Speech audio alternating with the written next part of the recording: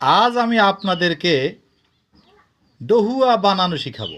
কেউ বলে ডেউয়া, কেউ বলে ডৌয়া, কেউ বলে ডহুয়া। যাই হোক, ডহুয়া হলো অরিজিনাল নাম বটে। তো এই ডহুয়া কিন্তু অনেক কার্যকরী ঔষধি গুণ বিশিষ্ট একটি ফল।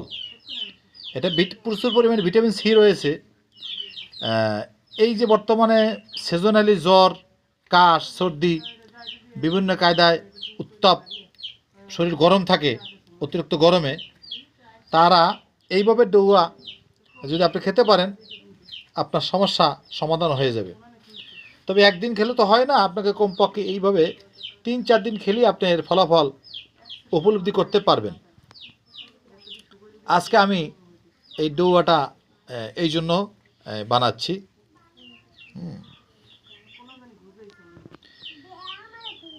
যাই হোক, এই ডৌয়াটা ভালো করে পরিষ্কার করে নিলাম। এরপর আমি এই মরিচটাকে গুঁড়ো করে নেব, টালা মরিচ। পরে ডহুয়া বানানোর জন্য, ডহুয়া ভর্তার জন্য প্রথম মরিচ গুঁড়ো করে নিলাম। মরিচটাকে ভালো করে গুঁড়ো করে নেই। এরপর পরিমাণ মতো লবণ মিশিয়ে নিলাম। লবণ দিলে একটু খেতে টেস্ট হয়। লবণ দিলে টেস্ট হয়।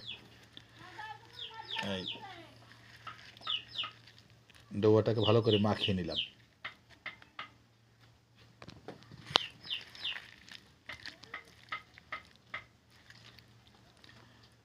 তো যাই হোক, এই ডৌয়া কিন্তু খুবই একটা পুষ্টিকর খাবার। এটাকে অবহেলায় ফেলে দিবেন না। গ্রাম অঞ্চলে এগুলি গাছতলায় পড়ে থাকে, কেউ খায় না, কিন্তু আসলে এটা খুব আসলে ঔষধি গুণ সম্পন্ন। এটা যদি আপনি এই মুহূর্তে খাওয়া যায়, এই যে সিজনালি জ্বর থেকে মুক্ত থাকা যায়। সিজনালি বিভিন্ন জ্বর ব্যাধি, হাম, এই লুতি হয়, এ ধরনের রোগ থেকে খুব অনেকটাই সেফে থাকা যায়। এজন্য এই ধরনের ফলগুলি আপনারা খাবেন, একে মূল্যায়ন করবেন, একে অবহেলায় ফেলে দিবেন না। যাই হোক, এটাকে ভালো করে মেখে নিলাম।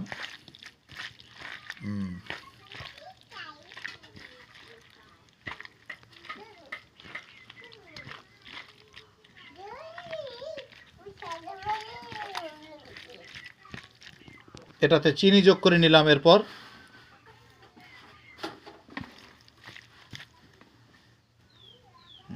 আরও চিনি লাগবে, আর একটু চিনি নিয়ে নিই আমি।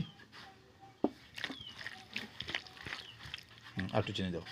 অনেক অনেক প্রায় আধা কেজির উপরে এটাও এখানে।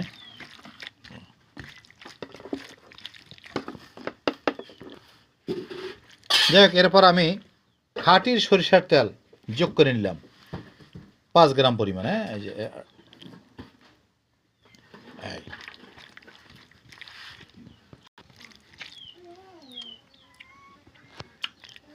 কেমন হলো ডোহা বানানি?